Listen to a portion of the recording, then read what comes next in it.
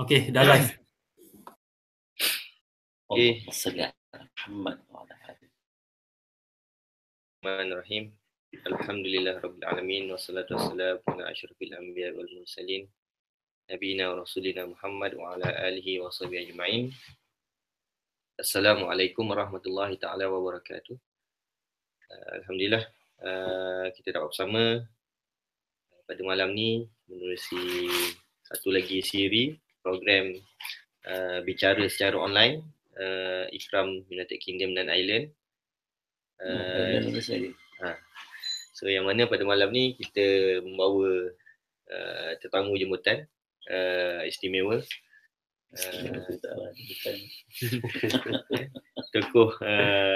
tokoh yang datang dari Malaysia, Dr. Azman Hussein. Jadi Dr. Azman ni seorang yang berpengalaman luas lah. Beliau banyak pengalaman sebagai aktivis Islam daripada belajar di Amerika Syarikat, dan beliau telah mengarang pelbagai buku.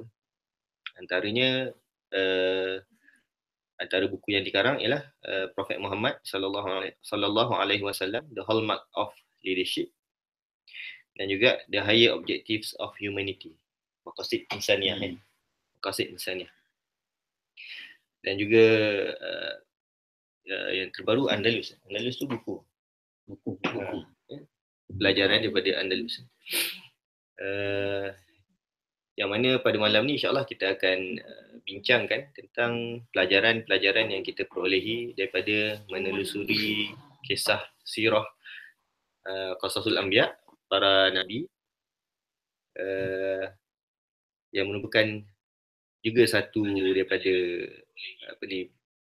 kajian daripada Dr. Azman, yang mana insya-Allah tajuk ni beliau telah bentangkan boleh kata banyak kali lah, banyak kali, dan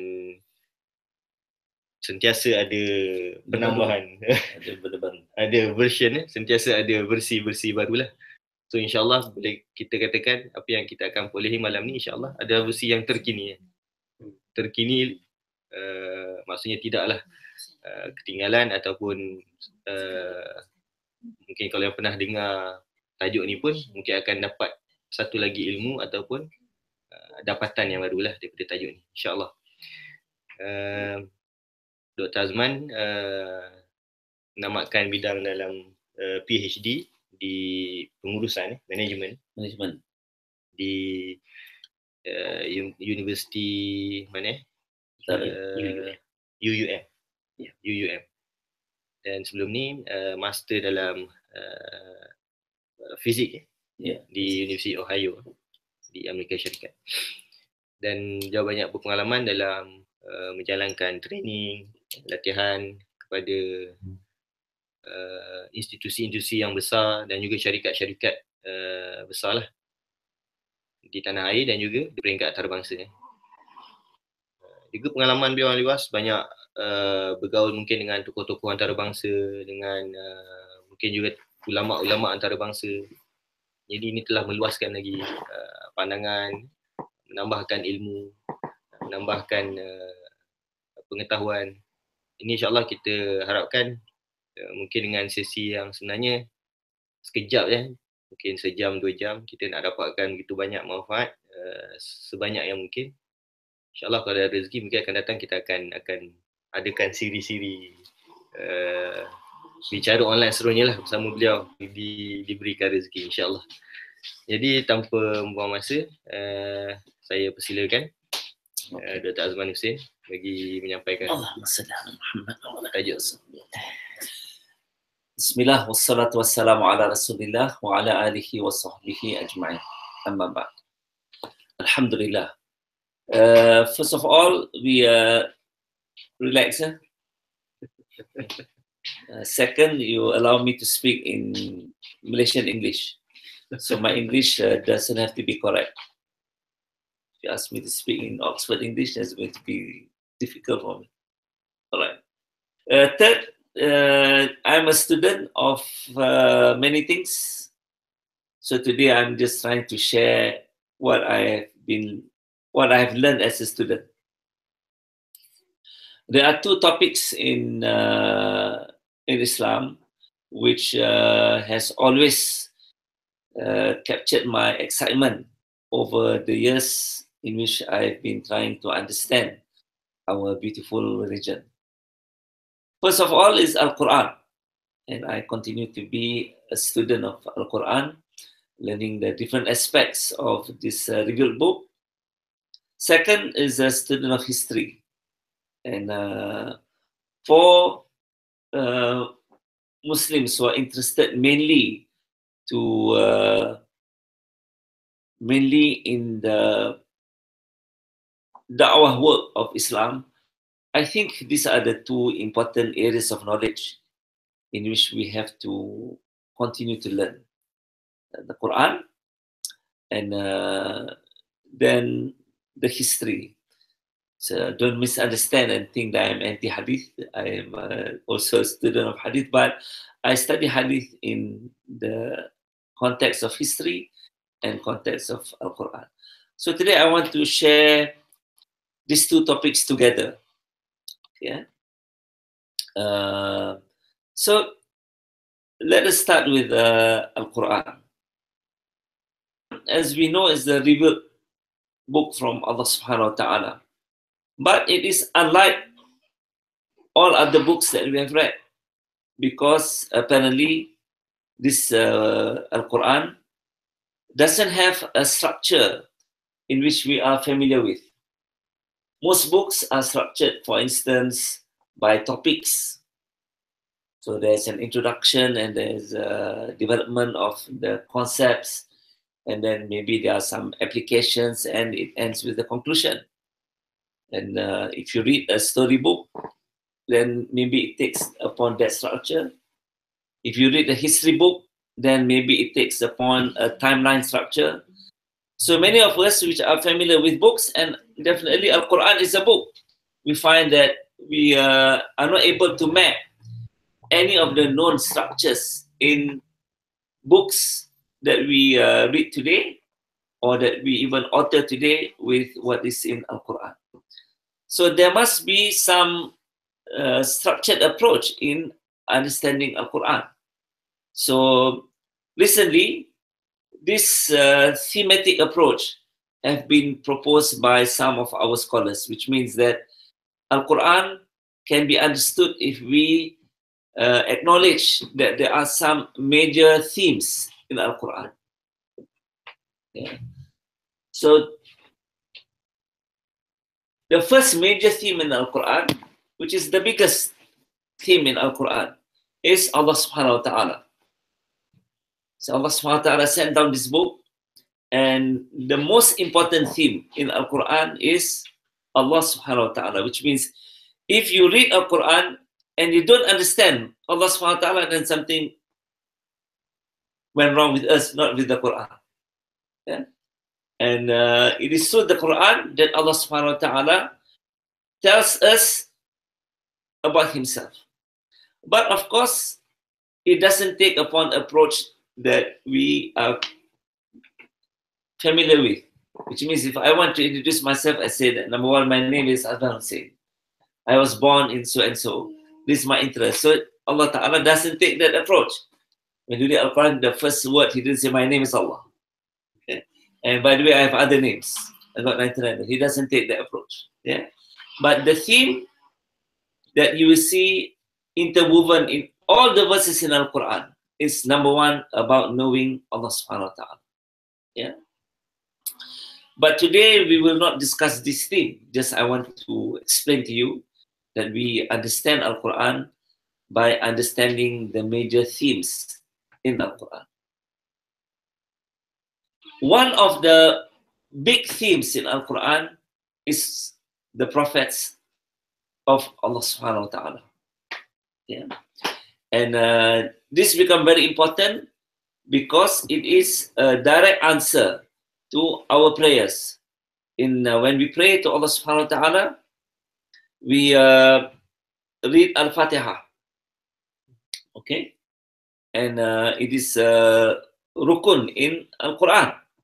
I'm sorry, it's rukun of the prayer. if we don't read Al-Fatiha or we read Al-Fatiha wrongly, then our prayer, in the opinion of many of the scholars, is void. Yeah. Now, in Al-Fatiha, and by the way, the Fatiha follows what we call a mirror structure of Al-Quran. And this is another topic that I can go into later on. It follows a mirror structure of Al-Quran. And the essence of Al-Fatiha is in the middle verse. That's why it follows a mirror structure. So the essence is in the middle verse. And the middle verse is Iyyaka na'budu wa iyyaka nasta'in. That there are two parts. One, we acknowledge the fact that we worship Allah subhanahu wa ta'ala, and we acknowledge the fact that we ask for His help. And when we ask for His help, we are asking a very specific help, which is guidance.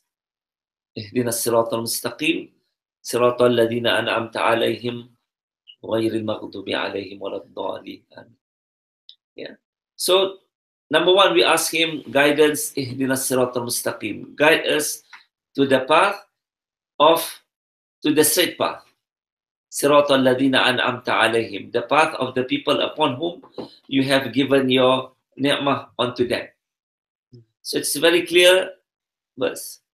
Now, all the major scholars of tafsir agree that the best tafsir of Al-Quran is Al-Quran bil-Quran. To understand one verse of Quran by referring to another verse of Al-Quran or other verses of Al-Quran. So there cannot be a more correct tafsir of Al-Quran than Al-Quran bil-Quran. After that is Al-Quran bil-Hadith, which means that you try to understand Al-Quran by Hadith that support those verses. So I'm very certain my dear audience will know that Ihdina as-siratal mustaqim, siratal ladina an'amta alayhim. Alladina an'amta alayhim is being explained by another verse in Al-Quran, which is in Surah An-Nisa. أولئك الذين أنعم الله عليهم من النبيين والصديقين والشهداء والصالحين. And it's very clear that there are four groups that Allah Ta'ala confirmed they are part of الذين أنعم الله عليهم. The first group is An-Nabiyyin. Yeah. So when we ask guidance from Allah Subhanahu wa Ta'ala, actually Allah Ta'ala is telling you that one of the guidance I give you, prophets. And in Al-Quran is about the stories of the prophets that I mentioned in Al-Quran. An-Nabiyyin was Siddiqeen. Of course, all prophets are Siddiq, but not all Siddiq are prophets. See, for example, Abu Bakr as-Siddiq, but he's not a prophet. Maryam alayhi salam was not the prophet, but in Quran, kanat Siddiqa. It's mentioned that she is from the Siddiqa. Was Shuhada. Again, if we read Al-Quran, Shuhada can be explained in two ways. Number one is, Shuhada means, like we read in the verse in Surah Al-Baqarah, وَكَذَلِكَ جَعَلْنَاكُمْ أُمَّةً وَسَطًا لِتَكُونُوا شُهَدَاءَ عَلَى النَّاسِ وَيَكُونَ الرَّسُولُ عَلَيْكُمْ شَهِيدًا. لِتَكُونُوا شُهَدَاءَ عَلَى النَّاسِ means you become examples to people. Like the Prophet was an example to you. So Shuhada here in one of the meanings is, these are the people who become examples of Islam, examples of people who receive the guidance from Allah subhanahu wa ta'ala. Of course, the other meaning of Shuhada, which is valid in this verse, is the martyrs in the path of Allah subhanahu wa ta'ala. Again, not all prophets are martyrs, because some of the prophets didn't die in battle. Yeah, of course, our great Prophet Muhammad SAW was shaheed in all explanations, because he, during one of the battles, which is after the Battle of Khaybar, he was given a piece of meat, in which this piece of meat was poisoned, and he managed to spit out the poison, but finally part of the poison is the one that killed him. 10 years later, or a few years later. And the great scholar Ibn al-Qayyim said that our great prophet died because of an attempt to kill him in battle. So therefore, he is by all counts shaheed. Yeah. Then last is as-salihin.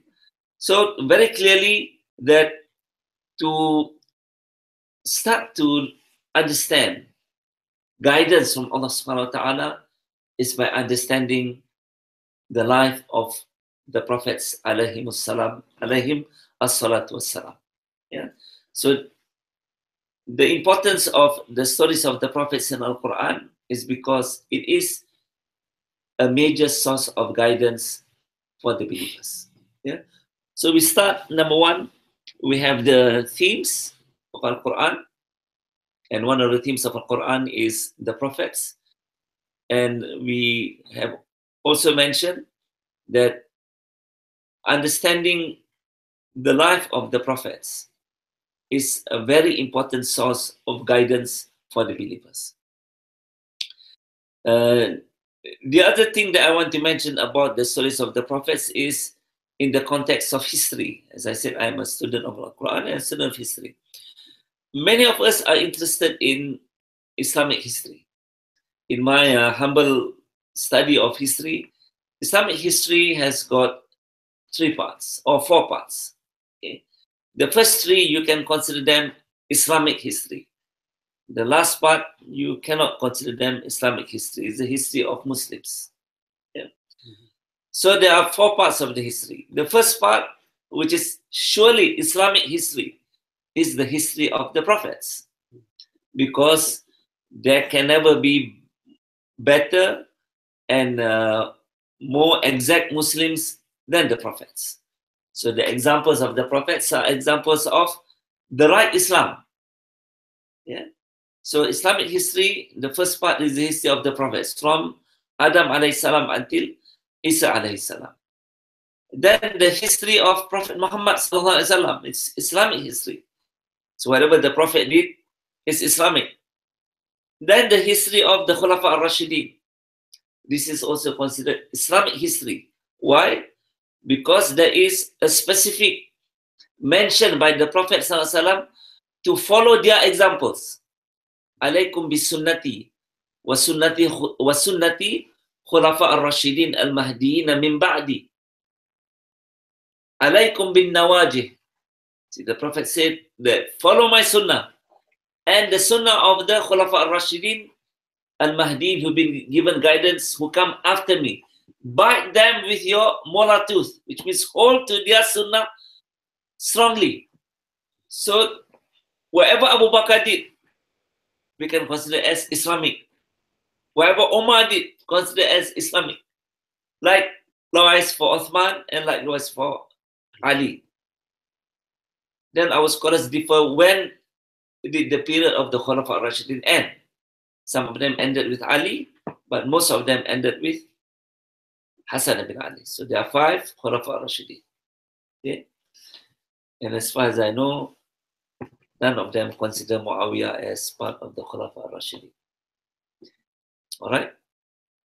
Now, after that, it is the history of Muslims, which means they interpreted the original sources. The original sources is Al-Quran, the Sunnah, and the application in the lives of the prophets, the life of Prophet Muhammad SAW, and more importantly, in the lives of Abu Bakr, Umar, Uthman, Ali, and Hassan, radiallahu anhum ajma'in.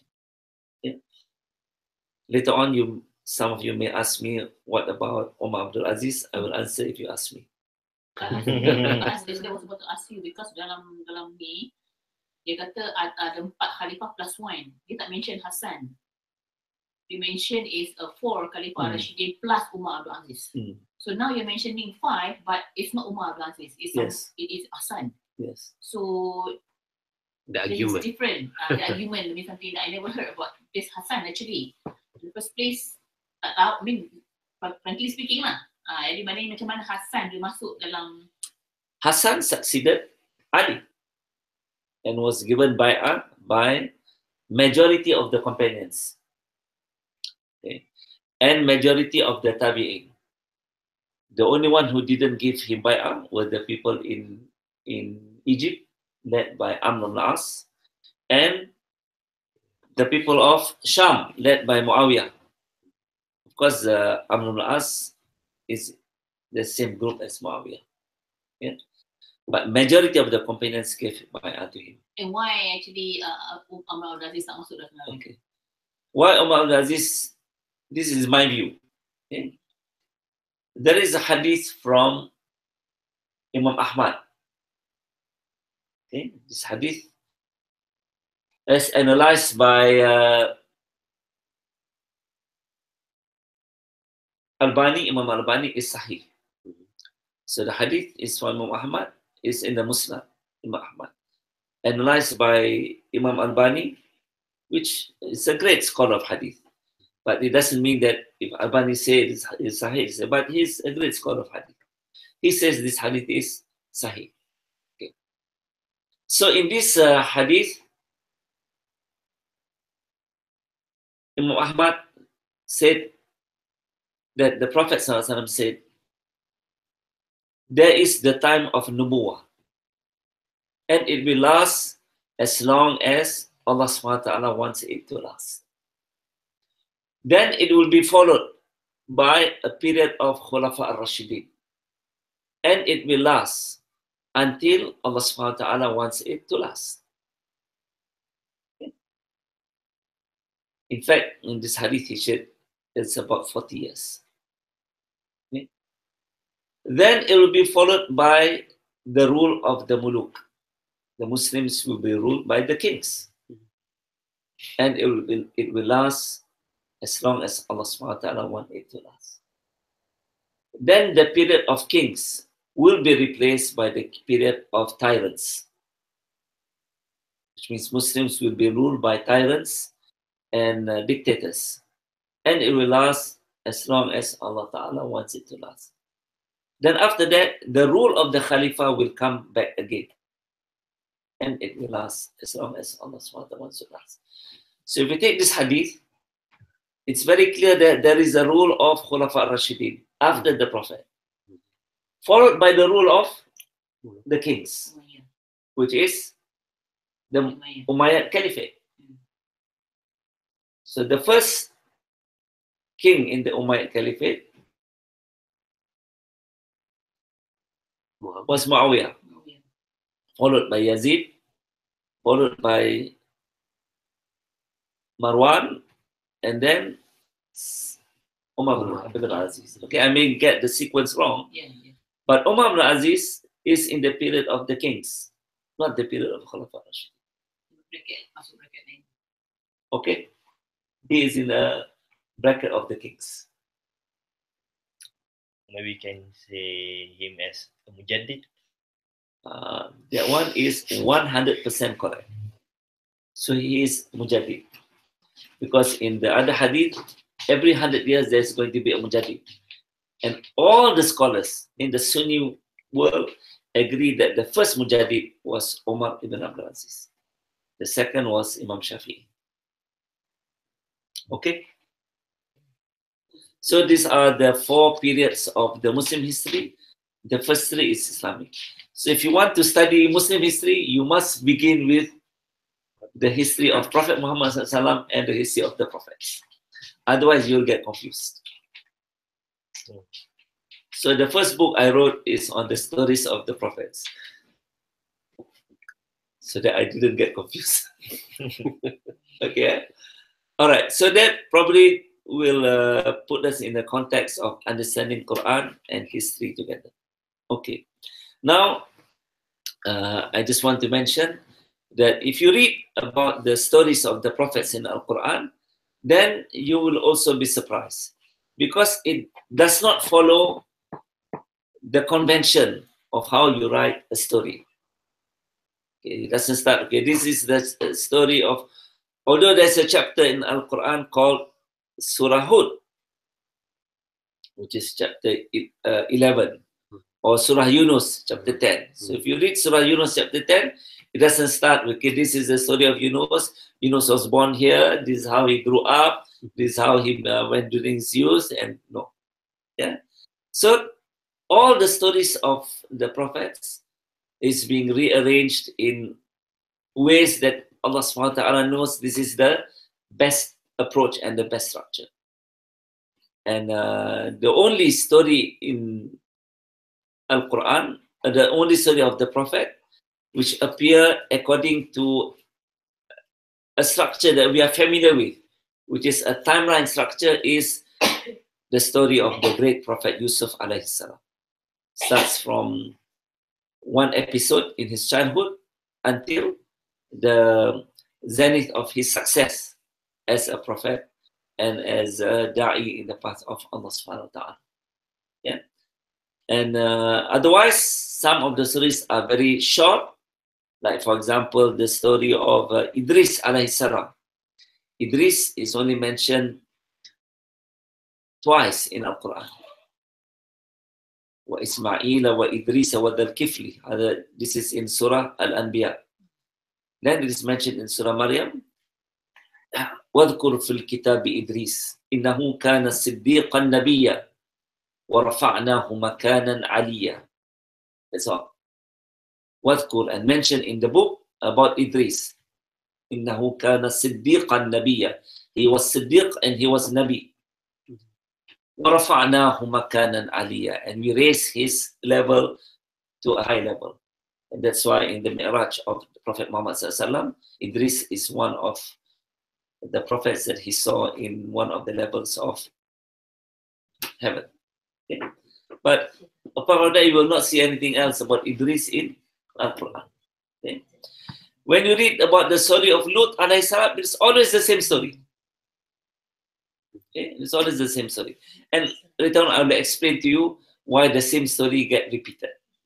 Okay. So, even the stories of Al-Quran take different approaches, according to, of course, the wisdom of Allah subhanahu wa ta'ala. The next slide.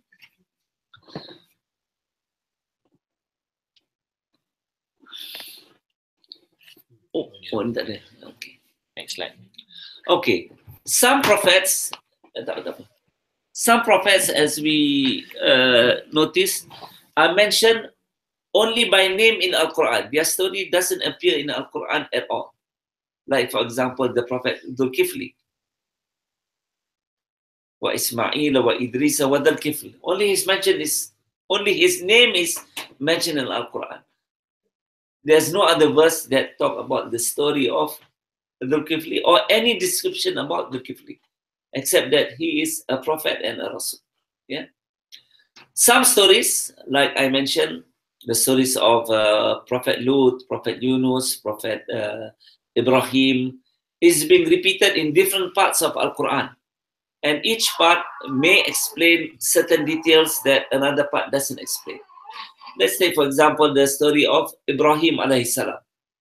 In the story of Ibrahim, it is mentioned about the 3 angels that came to visit him. Okay? In Surah Al-Dhariyat, فَرَاغَ إِلَىٰ أَهْلِهِ فَجَاءَ بِعَجْلٍ سَمِينٍ. So when he saw the 3 angels came and they said salam to him, فَرَاغَ إِلَىٰ أَهْلِهِ, and immediately he went to his family, which is his wife.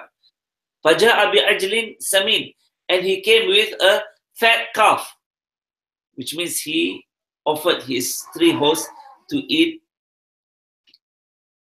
one whole calf. And it is mentioned, Ajlin Samin, it is a fat calf.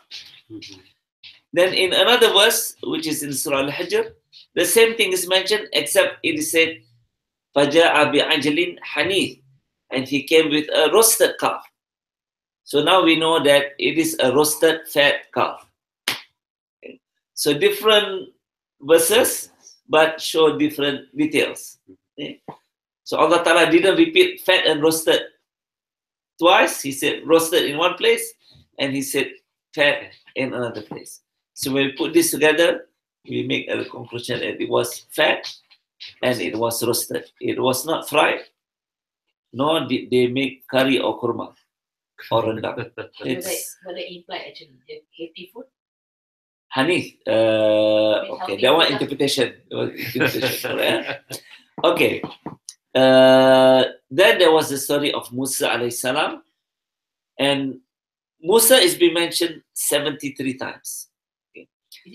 Highest? The highest name of the prophet in Al-Quran is Musa alayhi salam, 73. After that is Adam and Isa, 25. I think after that, I'm sure after that is Noah, but about 20. So our Prophet Muhammad SAW only mentioned 4 times by name in Al-Quran.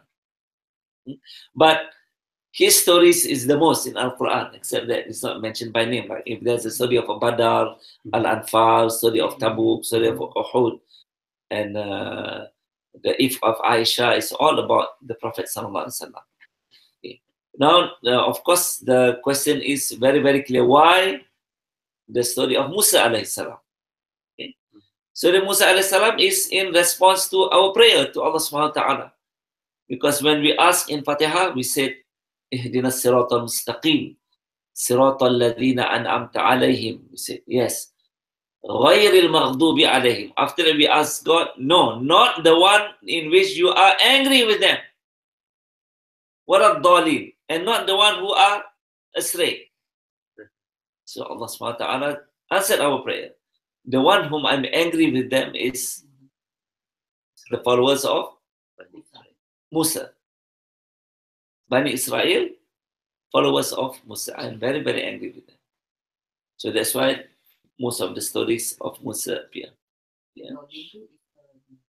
And Waradhalin are the Christians. Okay. And it's also mentioned in Al-Quran in relation to the mu'jiza of Isa that he was born without a father. Okay. Because the greatness of Isa as a prophet with different kinds of mu'jizat and the fact that he was born without a father led the Christians astray until today. So Allah subhanahu wa ta'ala used different methods in order to convey to us the stories of the prophets. Okay. So why the stories of prophets being related to us? Number one is to show the truth. Okay. It's mentioned in, I put the reference there, Surah Hud, verse 120. So that Allah Ta'ala will be able to tell us the truth, what happened. And this is very important because one of the deviousness of Bani Israel is to alter, change, and lie about the stories of the prophets. And there's a very specific reason why the Bani Israel do this, so that they can bring down the status of the prophets. See, they will lie about a prophet. They will, for instance, it is known that they created a fabrication that Musa alayhi salam has some problems with his private parts. It's well known. Then it's mentioned in Surah Al-Ahzab. Ya ayyuhalladhina amanu la taqulu. In the last verse of Surah Al-Ahzab, don't be like the one who lie upon Musa alayhi salam. And that's what the Bani Israel did. But why they lie about Musa and yet they are the followers of Musa? But why they lie about Musa? Why you giving bad things? Okay, this is very, very important to know why Bani Israel lie about their prophets. Because they want to bring down the status of the prophets. Why do they want to bring down the status of the prophet? So that they say, we, which means the rabbis and the scholars, are as good as the prophets or better than the prophets. So if the prophet tell us that this is forbidden, we say no, it is not forbidden. Because we are at the same level of the prophets or we are better than the prophets. But they said that the followers of the Musa. That's why al-maghdubi alayhim. See, these are the people who claim that they are the followers of Musa. But when they don't like something which Musa said, they change. Like we say, we are the followers of Muhammad Sallallahu Alaihi Wasallam. If we don't like what our Prophet said, then we change. Yeah, so that's the paradox of Bani Israel. They claim that they are the followers of Musa, followers of Harun, followers of Dawood, followers of Sulaiman. But if Musa tells them, this is forbidden for you, do this, go and fight, they say, no, we are not going to fight. And now, as we know, they changed a lot of the Torah, and they changed that. Of course, the Christians changed a lot of the Injil, and they validate why they changed, because they are as good or better than the prophets. Okay? لا تكونوا كالذين آذوا موسى فبرأ الله مما قالوا وكان الله وجيها. Yeah. So that's the story, and what happened is that Allah subhanahu wa ta'ala, when Musa took a bath in the river, and he was very certain that there was nobody, he took a bath in the river, and he put his clothes on the stone. So the stone ran away with his clothes. So Musa then ran after the stone because he needed his clothes. And then the Bani Israel saw what they couldn't see unless this episode happened. Then they confirmed that at least those who saw told us, but you created a lie. Musa didn't have a defect on his private. Okay, all right. Yeah? So now, very important that when we look at the prophets, what is it that we learn from the prophets? Yeah. See, one of the things that we say that we don't learn from the prophets is their legislation, their Sharia. Because all Sharia of prophets abrogated by Prophet Muhammad Sallallahu Alaihi Wasallam. So if there was a ruling like the people of Bani Israel pray 50 rakaat, then we pray only 5. People of Bani Israel, they fast, and when they fast, they cannot speak. So when we fast, we can speak. Yeah. Bani Israel, when they fast, they have to stand in the sun. So I hope nobody, after hearing this speech, okay, tomorrow I'm going to fast and we're going to stand in the sun. Oh, in Liverpool there's no sun. Okay, so they have a different Sharia. So we don't follow their Sharia. We follow the wisdom from them and the akhlaq from them. Okay, which is going to be what I will mention in the next slide. Yeah. Okay, so we have started and said that when we interpret the verse, Siratal ladina an'amta alayhim, okay, the prophets is a source of guidance for us. And this is specifically mentioned in this verse, Ula'ika alladina hadallah fabihudahum iqtadi. So actually that one is in verse 90, Surah 6. Surah Al-An'am, verse number 90. Ula'ika alladina hadallah. And those are the people whom Allah subhanahu wa ta'ala have given them the guidance. فَبِهُدَاهُمْ اِقْتَدِي. And follow their guidance. It's very, very specific example from Allah subhanahu wa ta'ala, instruction. فَبِهُدَاهُمْ اِقْتَدِي. And ambillah petunjuk daripada mereka. From the prophets. Because أُولَٰئِكَ الَّذِينَ هَدَى اللَّهُ. Those are the people whom I have given them the guidance. Okay? Let's look at some examples. I may not cover all these examples because of time, but let's look at some examples. One of the great examples in which if we didn't understand, then we will face difficulty in understanding the last major decision that Uthman radiallahu anhu did in his life. Okay? Uthman, the third caliph of Islam, faced a great fitna. Okay? And in the last episode of the fitnah, he specifically gave instructions to all the companions to leave him alone and not to protect him.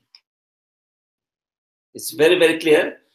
He instructed Ali, Hassan, Hussein, and all the great companions who were willing to die for him. He said, leave me alone.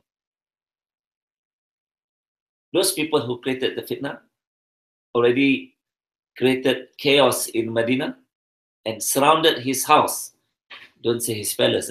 He didn't say the palace. In his house. And if he ordered the companions and the tabi'in to protect him, they would have died for him. Ali specifically asked Hassan and Hussein, no, you go and protect Uthman. Uthman said, no, go back. Okay. So, hopefully none of us have a misunderstanding, said Ali sengaja nak biar Uthman mati. That is extremely wrong. Yeah. And all the companions were willing to die for him. But he gives specific instruction. As the Khalifa, listen to me. Go back. Why does he want to be protected? Okay. Why he doesn't want to be protected? Because the Prophet ﷺ once met Uthman and said, one day there will be a great fitnah that will befall the Muslim Ummah. So Uthman said, what should I do if the fitnah befalls the Muslim Ummah? The Prophet said, be, kun, like the brother of Adam alayhi salam. When his elder brother wanted to kill him, he said, لَإِنْ بَسَطْتَ يَدَكَ إِلَيَّ لِتَقْتُلَنِي مَا أَنَا بِبَاسِطٍ يَدِيَ إِلَيْكَ لِأَقْتُلَكَ إِنِّي أَخَافُ اللَّهَ رَبَّ الْعَالَمِينَ. If you, and this is mentioned in Surah Al-Ma'idah about the story of Habil and Qabil. If you, which is Habil talking to Qabil, لَإِنْ بَسَطَّ يَدَكَ إِلَيَّ لِتَقْتُلَنِي, if you extend your hand to kill me, مَا أَنَا بِبَاسِطِ يَدِيَ إِلَيْكَ لِأَقْتُلَكَ, I will not extend my hand to kill you. So Habil and Qabil, Adam alayhi salam saw a better character in Habil. Qabil was the eldest brother. So he thought that he should be the leader after Adam alayhi salam. But Adam knew that his son Habil was better. But to put everything to a test, they were asked to make a sacrifice. And this is in the story, they made the sacrifice, and Allah Ta'ala, through his sign, showed that he accepted the sacrifice of Habil. Because Habil gave the best sheep he had, and Qabil gave the worst grains he had. So when Qabil saw that sign, he was jealous and he wanted to kill his brother. Yeah. So the Prophet ﷺ specifically gave the wisdom to Uthman based on a story of the Prophets. Okay, another question is, how did he know? He knew that that is the biggest fitnah at that time. Okay. How did he know that's the biggest fitnah? How did he know that particular hadith to imply kena yang itu? Okay, not other occasions. Yeah. See, at that time, the development towards that was accusations of cronyism against Uthman. Because Uthman appointed many members of Banu Umayyah in positions of power, Muawiyah and many of them. So he was accused of practicing cronyism. In today's language, yeah, which is wrong. Because he knew them and he believed that they were the right candidates. Then he was accused of being wealthy, which is true that he was wealthy. He was wealthy Yeah. before. Wealthy before. And so a lot of these accusations came from some of the companions. Then it was fueled by the people of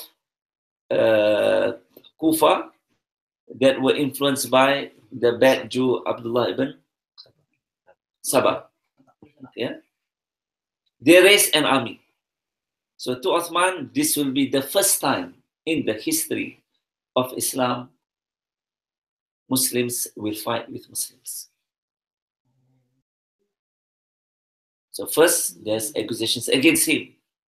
Now the accusations against him will reach a level that Muslim will fight another Muslim and somebody will die.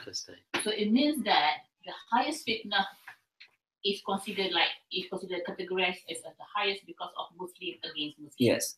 The highest fitna that can happen to the Muslim world is when against Muslim. Muslims fight against Muslims and kill each other. That's happening now. Okay, so Uthman didn't want it to start in his lifetime. The fact that it later on happened in the lifetime of Ali, no longer the responsibility of Uthman. But Ali had limited choices. Uthman had a choice. He could ask Ali, Hassan, Hussein to fight those people. And these are great warriors. I mean, we are talking about Ali, is a great fighter. He would have finished them off. Okay? But then they will bring their supporters and then Muslims will fight with Muslims in the city of Medina. Okay? So he said, this is the biggest fitna, and the one who will sacrifice is Uthman bin Affan. But he learned the wisdom as told to him by the Prophet ﷺ, which took from the lesson of Habil and Qabil. Okay, so there is a very clear So reason. in a way that he knew he's going to die. He knew he's going to die. Okay, he knew that this is the choice that he has to make. Okay? And Qabil killed Habil. Like the people who did the fitna killed Uthman.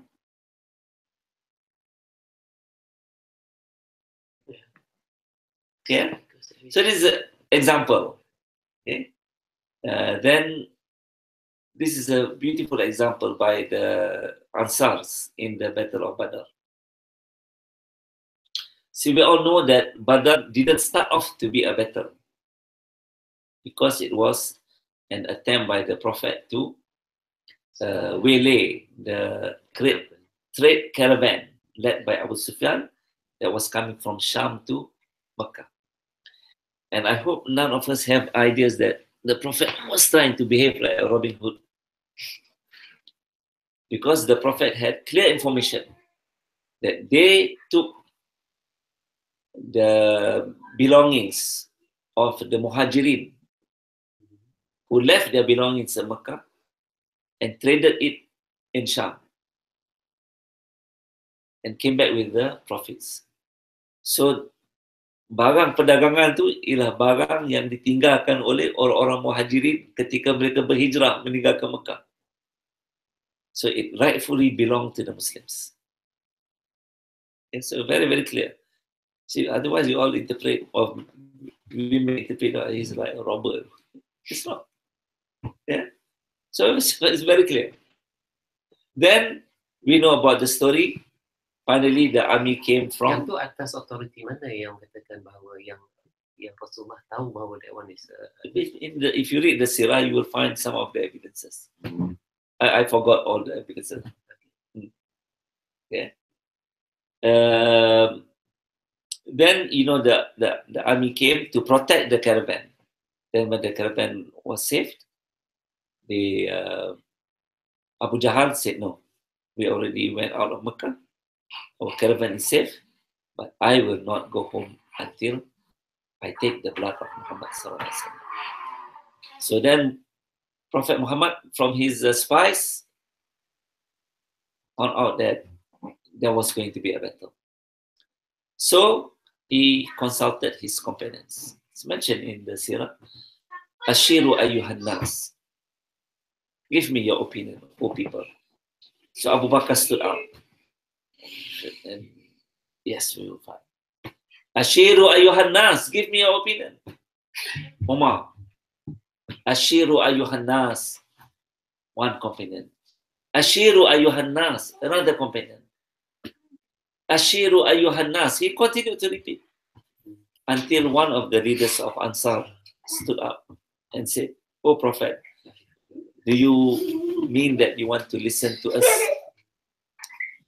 The Prophet said, "Yes, I want to listen to you." And there's a reason.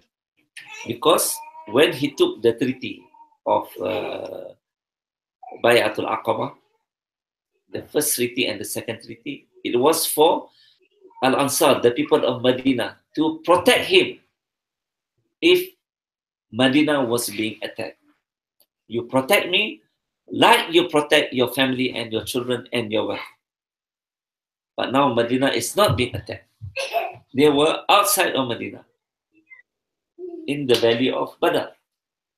So the Bay'ah doesn't apply. Which means the Ansar, if you don't want to fight, there is no covenant for you to fight. That's why he repeated, Ashiru ayyuhan nas. Yeah. So this leader of Ansar, I'm not sure, Sa'ad bin Ubadah or Sa'ad bin Samad, one of them, yeah, said that, "O Muhammad, we will not speak to you like the people of Bani Israel spoke to you." When Musa alayhi salam led Bani Israel from the clutches of the tyranny of Fir'aun, and they saw the whole army of Fir'aun swallowed by the sea, Musa promised to bring them to the promised land, which is Baitul Maqdis. And this is very important. In Al-Quran, it's very important. The story is very clear in Al-Quran. Musa brought all of Bani Israel from Egypt to Baitul Maqdis. At that time, Baitul Maqdis was ruled by a tyrant who was in charge of other tyrants. Qaumun Jabbarin, mentioned in Al-Quran. So Musa said, "Udkhulu al-arda al-muqaddasata allati kataballahu lakum." Enter the holy land, allati kataballahu lakum, the one that God has promised you. So he brought them to the land that God has promised them. وَلَا تَرْتَدُّوا عَلَى أَدْبَارِهِمْ فَتَنْقَلِبُوا عَلَى أَدْبَارِكُمْ فَتَنْقَلِبُوا خَاسِرِينَ. And jangan patah balik. What did they say to Musa? قَالُوا يَا مُوسَى إِنَّ فِيهَا قَوْمًا جَبَّارِينَ. Musa inside there are tyrants. وَإِنَّا لَنْ نَدْخُلَهَا حَتَّى يَخْرُجُوا مِنْهَا فَإِنْ يَخْرُجُوا مِنْهَا فَإِنَّا دَاخِلُونَ. We will not enter until they come out. Once they come out, we will enter. Musa alayhi salam said, my God said, just enter through this door. Don't even have to fight. Udkhulu alayhimul bab. Enter upon them through this door. Udkhulu alayhimul bab. فَإِذَا دَخَلْتُمُوهُ فَإِنَّكُمْ غَالِبُونَ. If you enter through this door, you will win. Which means that you don't even have to fight. Just follow the instruction of my God. Enter through this door. We are talking about the original Bani Israel, not the Jews today. We are talking about the original Bani Israel, led by one of the greatest prophets, Musa, and his assistant, which is also a great prophet, Harun. reach the promised land of the Jews, asked to enter, they refused. Asked to enter just through one door, they refused. And they said, Qala Musa inna lan nadkhulaha ma damu fiha. O Musa, we will not enter as long as they are there. Idhab anta wa rabbuka faqatila nahnu hahuna qa'idun. Go, you fight with your God, we will stay here. If you read in the Quran, that's what it says. Idhab anta wa rabbuka faqatila. You and your God, just the two of you go and fight. We will here. قال ربي إني لا أملك إلا نفسي وأخي فافرق بيننا وبين قوم الفاسقين. Then Musa said, oh God, I have power only over myself and my brother.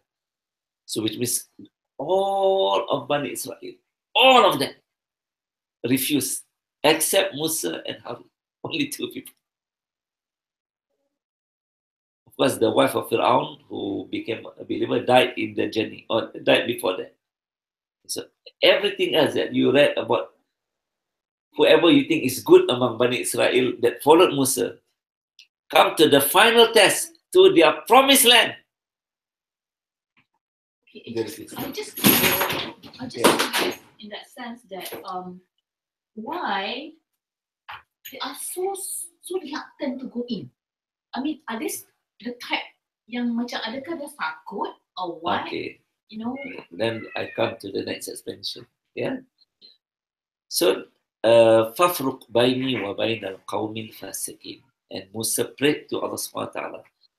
So separate me, which means me and my brother, from al-qawm al-fasiqin. Which means Musa knew that this, some narrations say 100,000, some narrations say 300,000. All these 300,000 useless.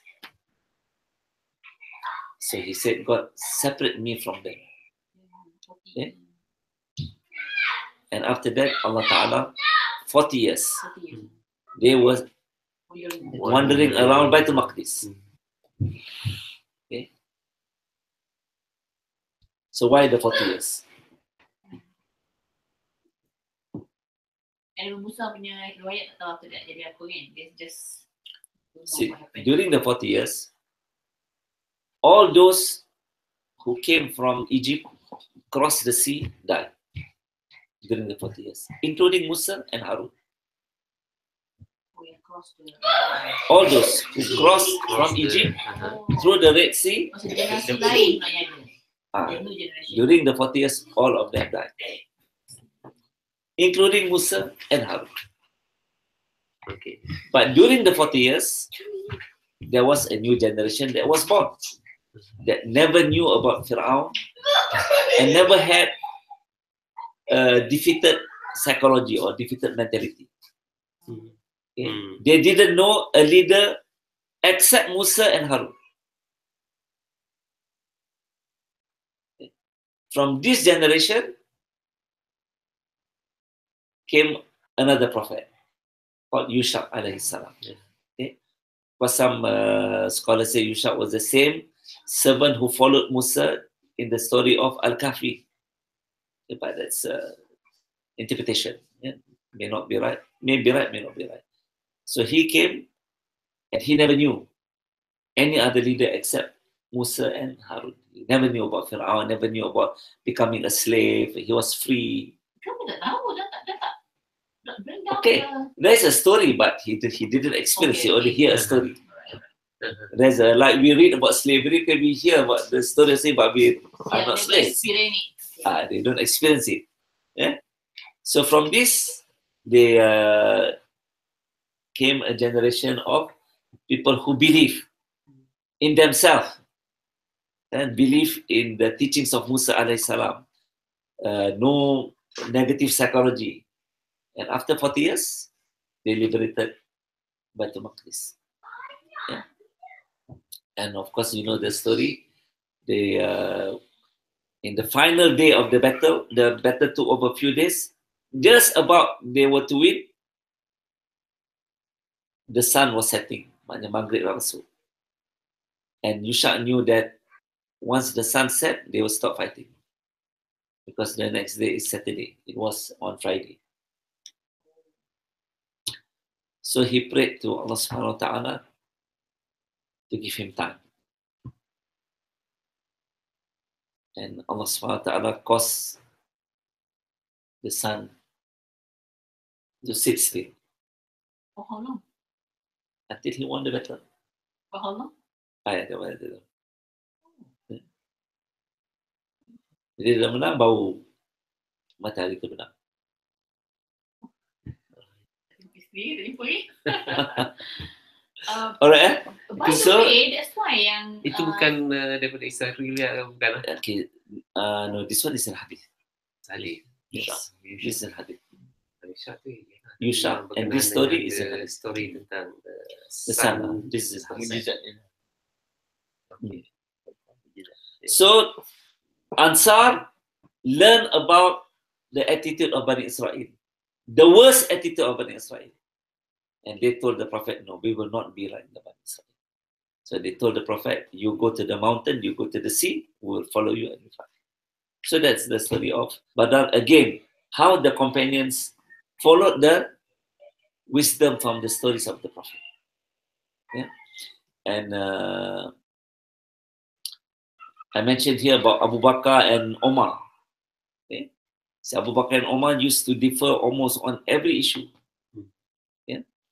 And the Prophet ﷺ, there was one case in which the accusation was Omar was very tough and Abu Bakr very lenient and soft. The Prophet ﷺ specifically mentioned that Abu Bakr is soft, and so were my two brothers Ibrahim and Isa. Umar is tough, so were my two brothers Nuh and Musa. And so are the Ulul Azmi. The Prophet didn't take any other examples. He took the examples of Ulul Azmi min al-Rusul. If Abu Bakr is lenient and soft, so was Ibrahim and Isa alayhi salam. See, how soft was Ibrahim?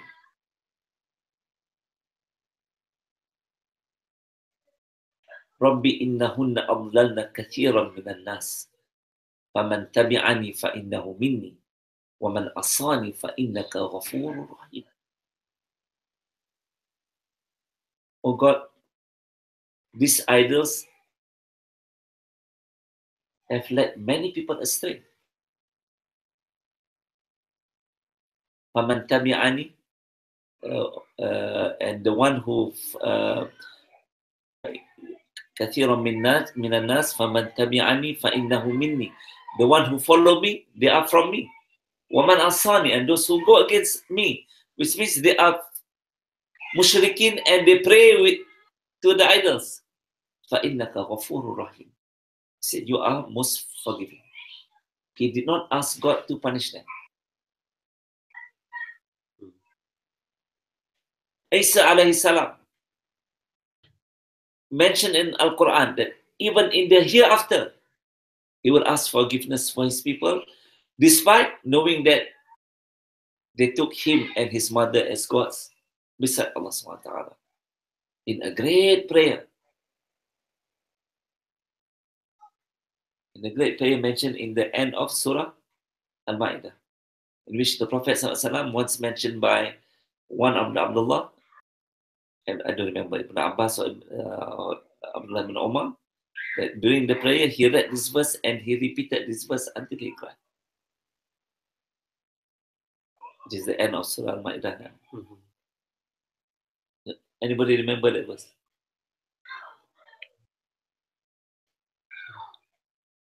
Another verse kan? So, ujung Surah Al-Ma'idah. أنت قلت للناس اتخذوني وأمي إلهين من دون الله قال سبحانك kemudian doa tu ialah in tu'adzibhum fa innahum ibaduk wa in taghfir lahum fa innaka antal azizul hakim. In tu'adzibhum, if you punish them, فَإِنَّهُمْ عِبَادُ, they are still your servants. وَإِن تَغْفِرْ لَهُمْ, فَإِنَّكَ أَنْتَ الْعَزِيزُ الْحَكِيمُ. But if you forgive them, you are Al-Aziz, you are Is that Al-Hakim. one ayat before the last one? Yeah. So the one verse before the last one. Yeah. So this show how soft Isa and Ibrahim, even towards the mushrikeen. But then you see the toughness of Nuh alayhi salam in Surah Nuh. He asked Allah Ta'ala to destroy all of them. Innaka in tadarhum yudhillu ibadaka wa la yalidu illa fajiran kaffara. He said, oh, well, destroy all of them. This is Nuh alayhi salam. Musa alayhi salam asked the same prayer to God. That you give Fir'aun wealth so that he can lead people astray because of Israel. So he asked God to destroy Fir'aun. So if you are tough, you are like Omar, and you are like Noah and Musa. Oh, okay. If you are soft, you are like Abu Bakr, and you are like Ibrahim and Isa, and both are right. That's why when dekat sini, what are the conclusion maknanya insight that we are going to understand from these two scenario? Means that what? It means that is Rasulullah they equatekan dua sahabat yang karakter yang berlainan ni from one angle west and east ni dengan dua group nabi yang the prophet yang also consider east and west character. So what kind of insight that we can understand here? So it means that we're saying that there's a people character like this and like that. So maknanya kita meraihkan ataupun kita accepted that people are different, you know, and then we have to be like something like as long as they are following the instruction atau apa yang perintah Allah sebagainya, then in a way that kita maknanya accept the fact that actually human are different. Yeah, that's true. Okay, and also in the final analysis, sometimes we face the enemy.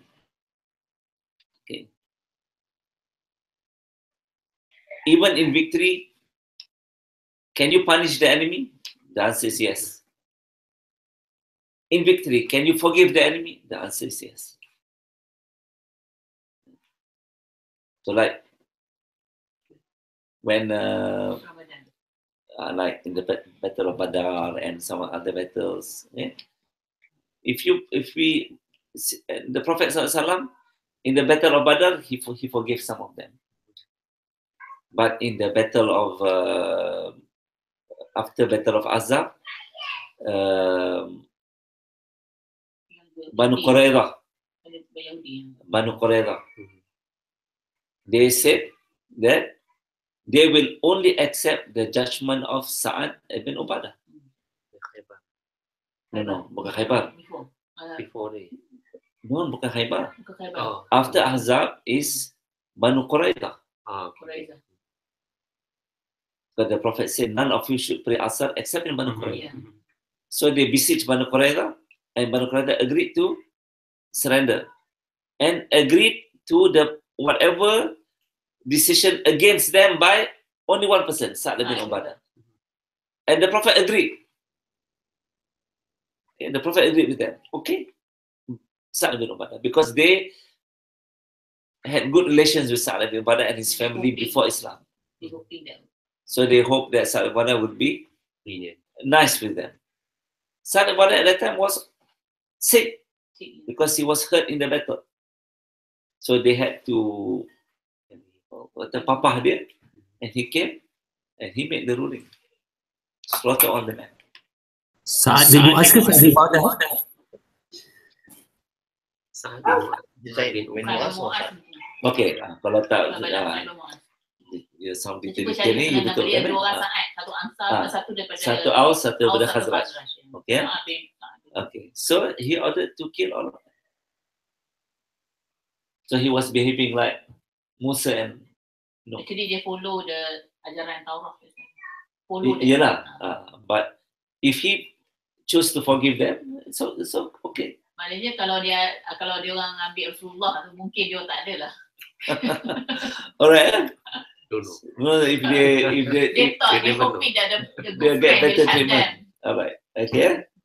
So that's some of the lessons that we hear. Now I want to go to the next lesson, and I will probably will end the discussion on this. Okay. Next slide. This is something new which I have not spoken about in any of my previous lectures because I just learned this 2 or 3 weeks ago. Oh, baru ni. Yeah. So I put down these verses together and I titled this slide Holistic Approach. Okay. I think it is very important for us to discuss these examples and probably conclude some very important lessons just from these examples so that we can understand Al-Quran much, much better. Yeah.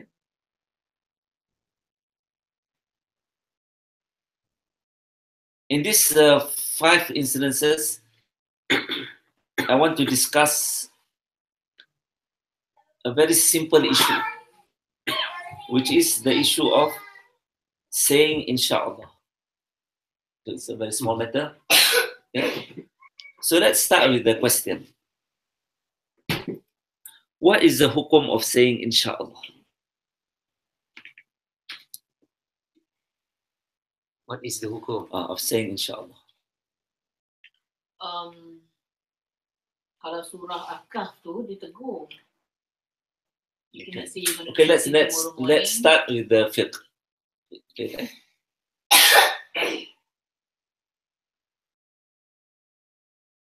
I'm going back tomorrow to Malaysia. I'm going back tomorrow to Malaysia, inshallah. First apa hukum? The first one that I didn't put inshallah. Wajib, haram, makruh, harus. sunnah, harus. Harus. Which means in the first one I didn't do a sin. Yeah. Okay? The second one I did something better, You follow the which is sunnah lah. You cannot say that if hukum dia wajib, the first one I berdosa. lebih harus lah kan. Yeah. So okay, that's our first understanding. Yeah? Alright. So that means we take the issue of saying Insha'Allah purely from the hukum point of view or the jurisprudic point of view. Yeah. See, in Al-Quran, apparently the issue of Insha'Allah is a big issue. Yang surah Al-Kahf ni, It's a big issue. First, let us look at Insha'Allah from the examples. The first example is the example of Musa alayhi salam. Okay? See, when he wanted to follow what we call as Nabi Khidir, or Khidir, and he said, you will not be able to follow it. You will not be able to be patient with me. Satajiduni insha'Allahu minas sabirin. No, you will find me insha'Allah minas sabirin. Yeah, all the scholars of tafsir say that this reflected the sublimeness ataupun halusnya akhlak Musa alaihi salam. As a prophet, dia sabar. Yeah. But dia kata insya-Allah dia akan sabar. Still, he said that with the will of Allah SWT, he will be patient. He knew that he is patient, but still he said insya-Allah minas sabirin. Likewise, Ismail alayhi salam. When the father said, Inni ara fil manam anni adbahuk. Fanzur mada tara. Oh Ismail, I saw in the dream that I slaughtered you. Fanzur mada tara. Tell me what's your view. Okay. Of course, Ibrahim and Ismail understood that this is not a dream, this is an instruction from God. Okay? And Ibrahim could have just executed the instruction, but he asked his son so that his son joined him willingly, so the son will share in the reward with him. And what did the son say? Ya abati fa'al ma tu'mar, satajiduni insha'Allah min as-sabirin. Again, satajiduni, you will find me insha'Allah min as-sabirin. Okay. Then the story of Shu'aib alayhi salam. When he agreed on a covenant with Musa alayhi salam. Inni urid an unkihaka ihda ibnatayni hatain ala an ta'jurani thamaniyata hijaj. Fa in atmamta 'ashran famin 'indik. Wa ma uridu an ashqa 'alayk. Satajiduni insha'Allah min as-salihin. I want to marry with you one of my daughters, on condition that you work with me for 8 years. If you complete 10 years, that is even better for you. I am not the one who is going to force you to finish 10 years, but only 8. Satajiduni, insha'Allah, min as-salihin. You will find me, insha'Allah, to be among the people who are righteous. So all the Mufassirin said this is the peak of tawaduk para nabi terhadap Allah SWT. They knew that they are salih. They knew that they are sabar, but still they say, inshallah. Yeah. So now we learn the sublimeness of the akhlaq of the prophets.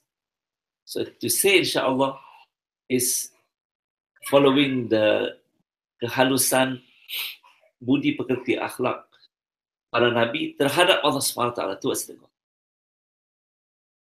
Yeah. Then we see another example of a prophet.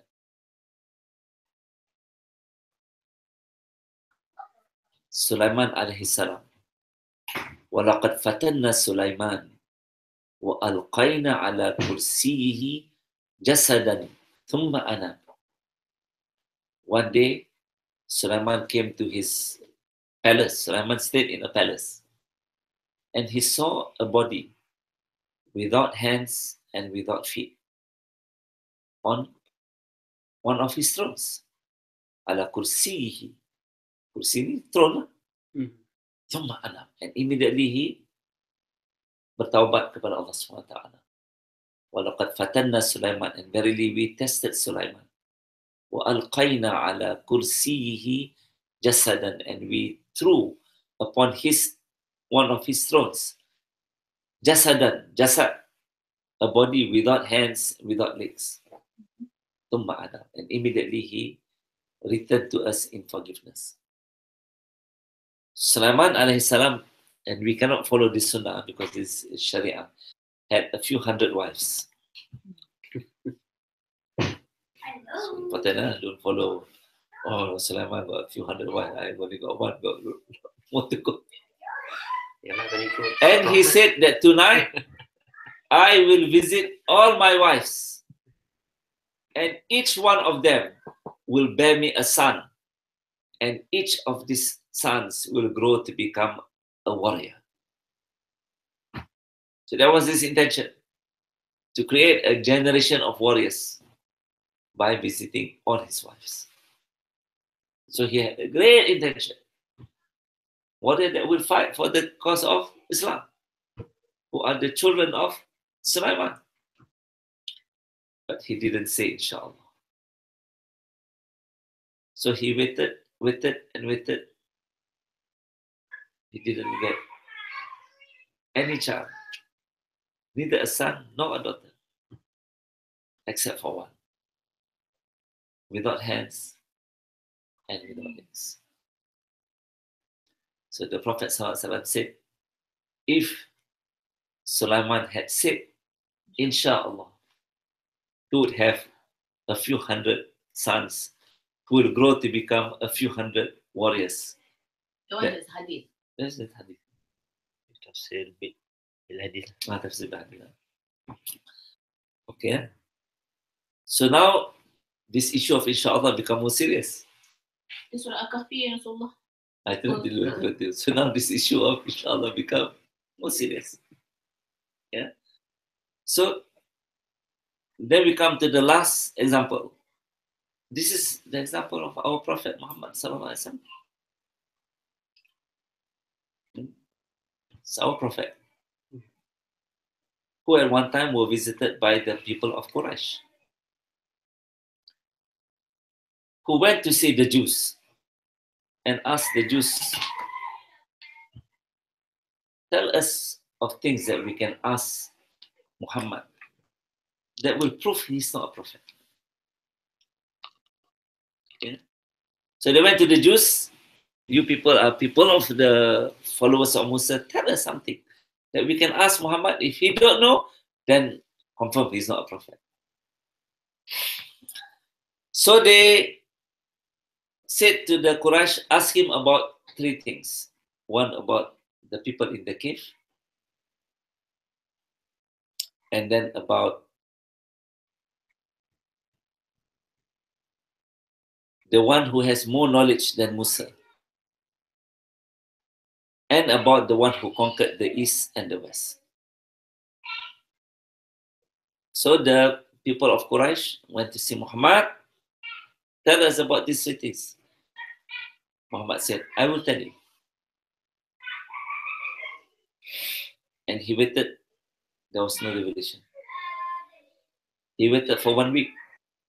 There was no revelation. He waited, and they started to make fun of him. Tu Muhammad, udah kata dah, kau bohong. And it was very difficult for Muhammad sallallahu alaihi wasallam. That now he has told the people of Quraysh that he was a prophet. And all the time Jibril was helping him. But now there's no Jibril. And he told them that he will answer their question. He cannot answer their question. Okay, of course, some narrations say 40 days, but ada yang few weeks, okay, but it was enough time that put a lot of pressure on the Prophet. So Allah Ta'ala revealed Surah Al-Kahfi. Okay? And without going into the details of Surah Al-Kahfi, instead of 3 stories, it was 4 stories. Yeah. And in Surah Al-Kahfi, we read this, وَلَا تَقُولَنَّ لِشَيْءٍ إِنِّي فَاعِلٌ ذَلِكَ غَدًا إِلَّا أَن يَشَاءَ اللَّهُ وَاذْكُرْ رَبَّكَ إِذَا نَسِيتَ وَقُلْ, and so on and so forth. Okay? So, clearly, that this, inshallah, is not a small matter. Now, why is it not a small matter? And this is where I titled this thing, the holistic approach. When we want to see any issue, we have to combine the fiqh, which we already said. The fiqh is sunat ataupun mubah. You are allowed or paling tinggi pun sunat. With the issue of akhlaq. Because the akhlaq of the prophets is to say inshallah. And now my last prophet is not following the akhlaq of the previous prophets. And there was one previous prophet who didn't do. I actually punished him. Fatanna, I tested him. His wish, I don't entertain. He was a great prophet, Sulaiman alayhi salam. Now my last prophet didn't say inshallah. This is akhlaq of the prophet. You are a prophet, you have to follow this akhlaq. So we learned that when we make a ruling, we have to look at the fiqh. And we have to look also at the implications of akhlaq. There's a third implication, which is implication of aqidah. Who has power over tomorrow? Which is outside our knowledge. It's only Allah subhanahu wa ta'ala. See, only Allah subhanahu wa ta'ala has power about what is going to happen 1 second from now. So we, as Muslims who believe in this aspect of Aqidah, can never say that we will do something illa ayyasha Allah, except if Allah Ta'ala wills, because it is part of Aqidah. So when we look at a hukum about things, we have to see what is its implication on fiqh, halal, haram, makruh. What is its implication on akhlaq? What is its implication on aqidah? And Al-Quran, very clear from this example, and I can quote you many other examples. Take this holistic approach. If it is only about hukum, then it's no big deal that the Prophet tell the people in Makkah, I will tell it tomorrow. Or it is no big deal that Sulaiman said, I will meet all my wives and I will get children. It's no big deal. But it is a big deal because it is issue of aqidah. That suddenly Sulaiman believed that the power is with him, not with God. Or even Muhammad SAW believed that the power is with him, not with God. The power to do something tomorrow is with him, not with God. Yeah.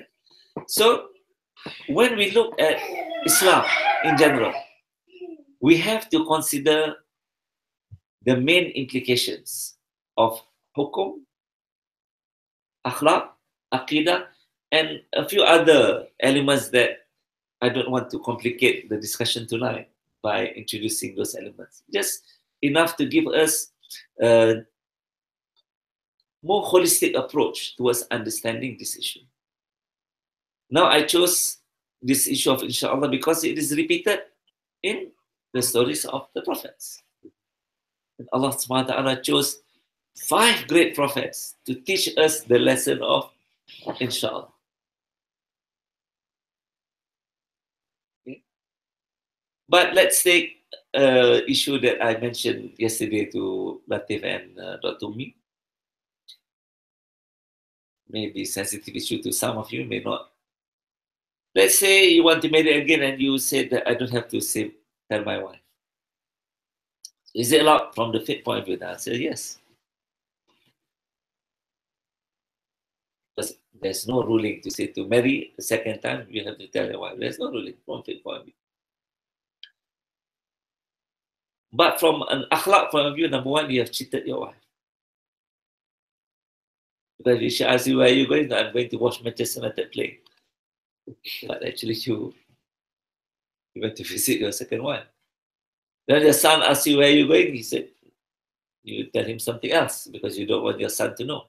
So you start to cheat to your son. Then you start to cheat to your daughter. Then you start to cheat to your brother, to your sister, your father, your mother, your father-in-law, your mother-in-law, because you have to lie to them because you don't want them to know. So, okay, you married a second time, which is from for you, okay. But the akhlaq destroy you. You become a habitual liar. So if you become a habitual liar, you have a tough time in the hereafter. Yeah.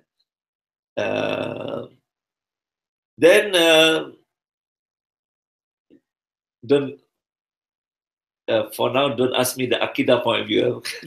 I can answer to you, but don't ask me. So there are fake implications which many of us stop. Al-Quran tells no, you cannot just stop at fiqh. You must include the implications of akhlaq. Because the best of you is not the one who is the best in his fiqh. The best of you, the Prophet ﷺ, is the one who is the best in his akhlaq. So which is more important, akhlaq or fiqh? The Prophet ﷺ repeated many times, akhlaq more important than fiqh. And fundamental to akhlaq and fiqh is aqidah. So which is more important, aqidah, akhlaq or fiqh? Aqidah is more important. Because you have a wrong understanding of aqidah and your life shows that you understand this Aqidah in a wrong way. It's a big problem. So there's Aqidah, there's fiqh, there's akhlaq, and there's maqasid, which I don't want to get tonight, which is what is your intention of doing it? Because the intention will also change the implications of your decisions. Yeah. Okay, so if we look at Al-Quran for almost every issue in life in which we are asking guidance from Allah subhanahu wa ta'ala will show you the wisdom so that you understand the importance of akhlaq in your choice. You understand the importance of aqidah in your choice. You understand the importance of the maqasid of your choice. And you understand the importance of hukum. You cannot take one and neglect the others. Okay? You have to consider all these aspects. Unfortunately, today in the Muslim world, we are compartmentalized. So we learn aqidah by itself. We learn akhlaq by itself. You read all the books of Shafi'i, all the books of Hanafi, it is about just the fiqh. But if we want to become the true Muslims that reflect what Quran is all about, it must be comprehensive and holistic, because that's exactly the approach that Allah subhanahu wa ta'ala takes. For every small issue, like the small issue of inshallah, there are aqidah implications, there are implications of akhlaq, there are implications of fiqh, and there are implications of maqsud or maqasid. And with this, I would like to conclude my presentation tonight. So let us try to appreciate the stories of the Prophet, and in the light of what we have discussed. And I, for one thing, don't like to end a lecture without giving some, not say advice, some guide. How can we apply the stories of the prophets in the Quran? How can we make the prophets our true companions in life? Which is, to me, very important. Our prophet himself and the brothers of our great prophet, which is the other prophets. Okay? So for me, the simplest way is to use the prayers of Al-Quran, which is the dua of Al-Quran, that Allah Ta'ala choose to teach us through the tongue of our prophets. Okay. Let us be very clear about all this. The best dua is the dua from Al-Quran. There's no dua better than the dua in Al-Quran. Because when we pray, we make dua to Allah subhanahu wa ta'ala. And in Al-Quran, Allah Ta'ala choose to teach us some of the prayers. So if we repeat the prayers that Allah Ta'ala teach us, I'm sure we feel that He will listen to us. Okay. Now from all the dua in Al-Quran, the best of the best is the dua in Al-Quran that come from the tongue of the prophets. Okay. And we will learn, let's say for example, let's just take simple example, the dua of Ayub alayhi salam. Ayub alayhi salam at one time was the richest man in his land. He had 7, some narrations say 14 children. And land, cattle, sheep, goats, camels, and he had fertile crops. One by one, Allah Ta'ala took his ni'mah, the crops, the cattle, and then one by one his children. Until he has only his wife. Then Allah Ta'ala took his ni'mah of health. He had one disease, another disease, a third disease, a fourth disease, until he was left with skin and bone. And nobody wanted to come even close to Ayub alayhi salam. And we are talking about Prophet. The only one was his wife. And he had nothing. Until his wife asked him, "You are a prophet, why did you pray to God?" He asked his wife, "How long did we enjoy the great times?" The wife said, "About 40 years. So Ayub said, "I will wait for 40 years before I ask God to relieve me of this test." But before that 40 years transpired, he noticed something about his wife, that she cut her hair. So he said, "Why did you cut your hair?" She said she had to cut her hair in order to sell something for food. So they had no food. So in the tradition of those days, if you cut the hair, that's the last remaining beauty in a woman. I mean, she got nothing else. She got no more jewelry, no nothing. Okay. The only thing she has is her hair. So she cut her hair in order to buy some food. So to Ayub, that's it. I cannot ask more from my wife. She has given everything. So we're talking about a wife who gave everything for her husband. And nobody want to come even close to him. And she got nothing. No more children, no more nothing. Left only with her clothes and her hair. So after that, he prayed to Allah subhanahu wa ta'ala. But very important to look at his prayer. Inni massan yandur wa anta arhamur rahim. That's what he said. Inni massan yandur. Wahai Allah, sesungguhnya aku ni ditimpa dur, kemudaratan. Wa anta arhamur rahim. Dan engkau Tuhan yang arhamur rahim. That's all he said. He didn't say my children died, I lost this, my wife is Rabbi inni massani yandur wa anta arhamur rahim. He didn't say anything else. Because he knew that God knows his affliction. So we don't have to say, "Oh God, I don't have this, I don't have that." Just say, "Rabbi inni massani yandur wa anta arhamur rahim." So sekarang ni banyak orang baca doa panjang-panjang. Berjela-jela punya doa. But yet mana apa doa yang paling bagus? Doa yang short and precise. That the prophet, that God has taught us through the Doa yang prophet. panjang-panjang. Kalau buka majlis ke apa ke, whatever okay. ke, panjang. Alright? So that's why I'm saying, see, we ask from God, ihdinas siratal mustaqim, siratal ladina an'amta alaihim. He answered our prayer. But we refuse to learn.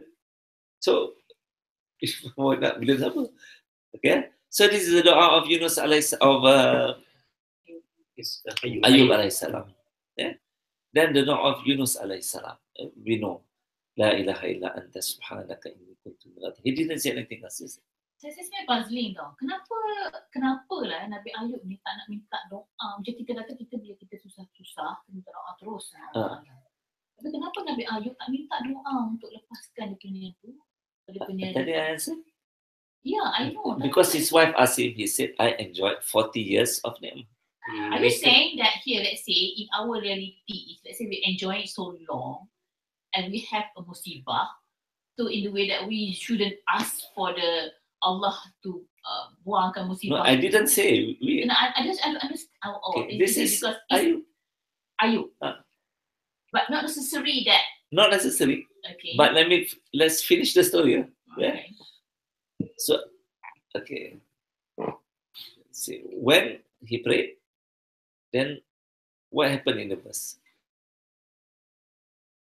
فَاسْتَجَبْنَا لَهُ فَكَشَفْنَا مَا بِهِ مِنْ ضُرٍّ وَآتَيْنَاهُ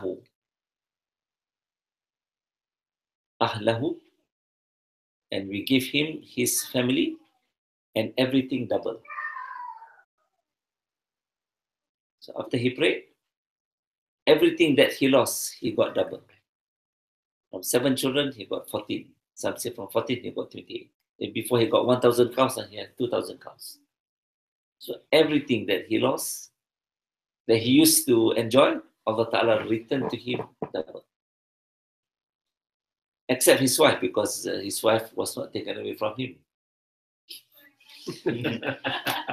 No, if you follow Al-Quran very, very precise. Because his wife was not taken from him. So tak adalah ganti kepada isteri dia. Ada dapat 2 lah. If the wife taken, dia dapat 2 wife. But the wife was one, not taken from him. So everything else that was taken from him was returned to him double. Okay, so now with that, maybe you may have better motivation to be patient. Because you will get double. Yeah. Of course, known the prayer of Yunus. Then I want to end with the last one, the prayer of Yusuf alaihi salam. You see, this one, I as a student of Quran and Hadith, ini kata orang English one ni cringe lah, cringe. Cringe ni apa bahasa Melayu?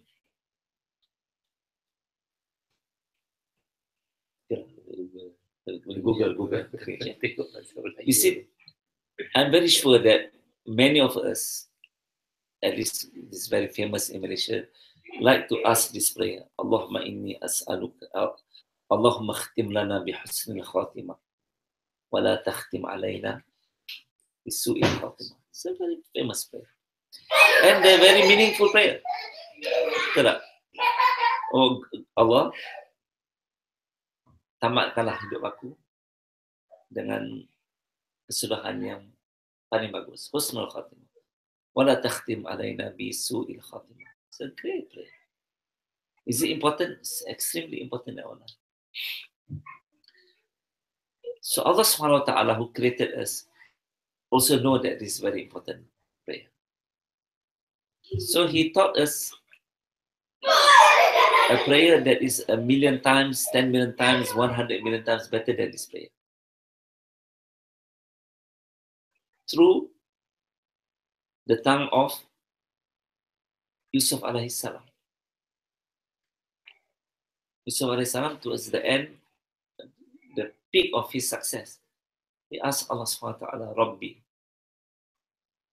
Allah dalam verse kan, Fatiras samawati wal ard. Tuhan yang mencipta langit dan bumi. Anta waliyi fid dunya wal akhirah. Engkaulah yang menjaga aku di dunia dan di akhirat. Wali means the one who is responsible. So kalau you marry off your daughter, you said you are wali. You are responsible for your daughter. Yeah.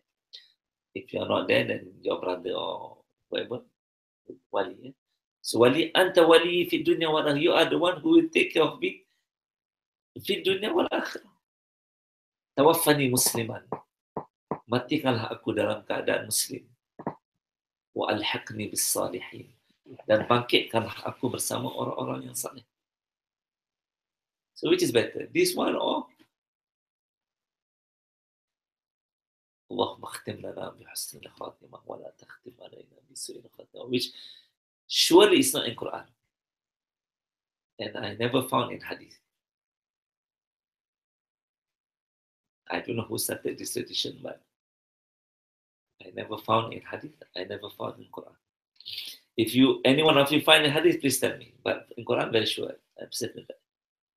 See, Allah subhanahu wa ta'ala teaches us, okay, and particular about Yusuf alayhi salam, the Prophet sallallahu alaihi wasallam was once asked by the companions, who is the most noble person on earth? Siapa orang yang paling mulia di muka bumi? So the Prophet answered, Inna akramakum indallahi atqakum.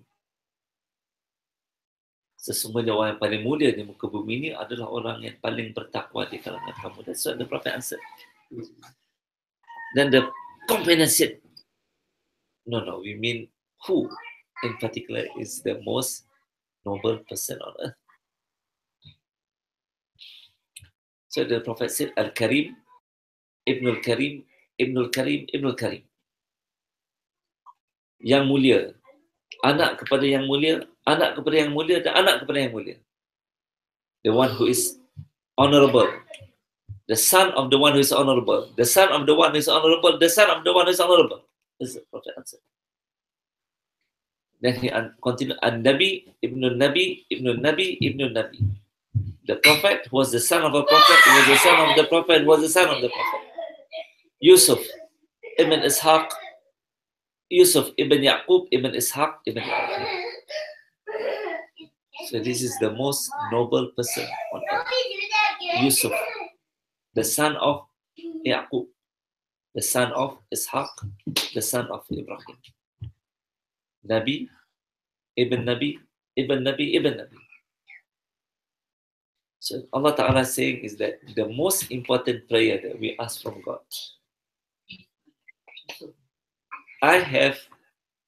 This is the prayer that the most noble person on earth say. Allahumma fatir as-samawati wal-ard, anta waliyyi fid-dunya wal-akhirah, tawaffani musliman wa alhiqni bis-salihin. So Yusuf, verse 101. Okay, with this, you will find your life close to the prophets. Okay. Of course, they are the brothers of our great Prophet Muhammad sallallahu alaihi wasallam. So the last I mentioned, the Munajat of Ibrahim. This is one of the amalan, the deeds of Ibrahim, which Allah Ta'ala mentioned a few times in Al-Quran. So Munajat is different from dua. It is a more personalized form of dua to Allah Subhanahu wa Ta'ala. So you can find the examples of the Munajat of Ibrahim in the verses that I mentioned. So these are some daily ways, some ways in which we can practice daily in order to be close to our prophets. So I end with wabillahi taufiq wal hidayah. Wassalamualaikum warahmatullahi wabarakatuh.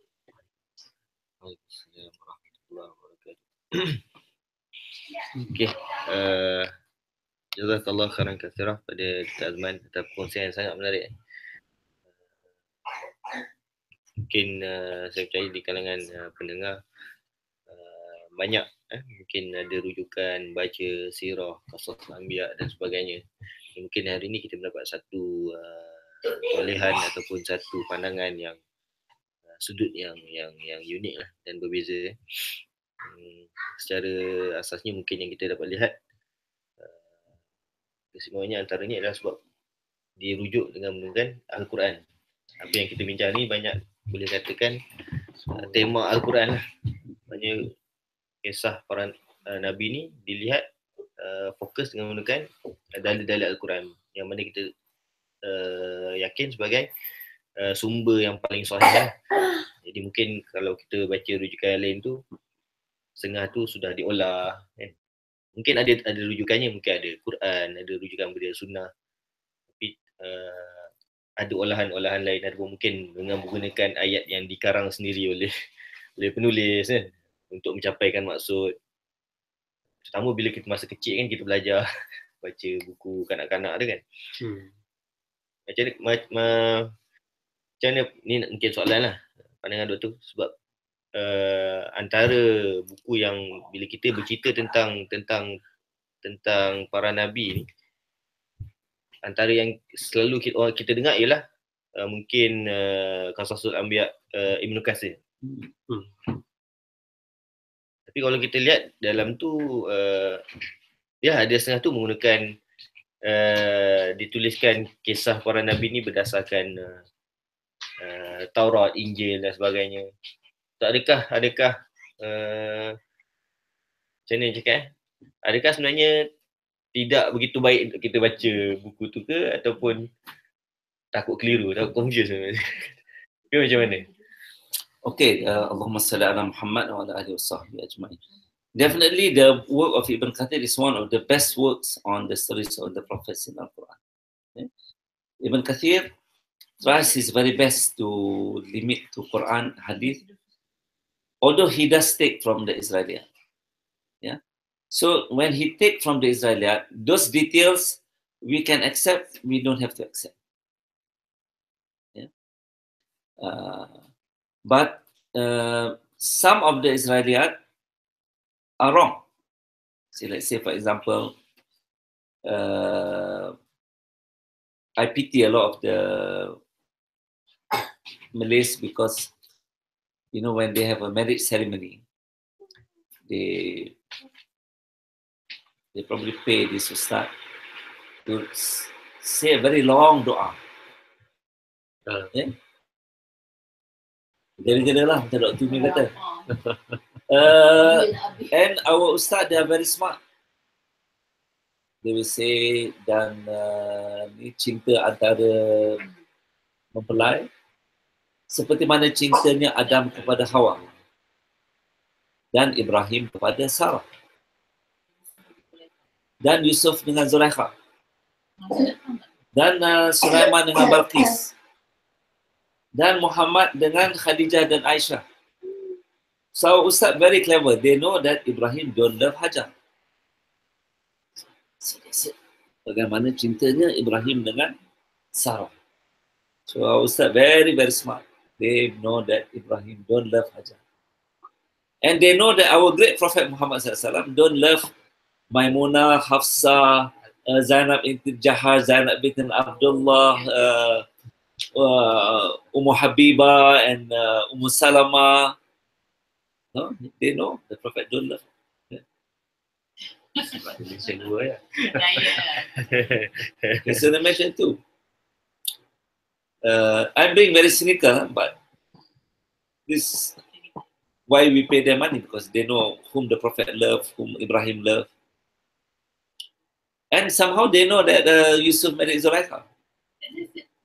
Zulaikha was a married lady. And she offered to do something terrible with a man. Now, let me ask you a question. If a married lady asks you to do something like that, will you want to marry that kind of lady? Let's ask ourselves. I'm not. I will not. Why? And so, how come Yusuf, who is a prophet, agree to marry Zulaikha like that?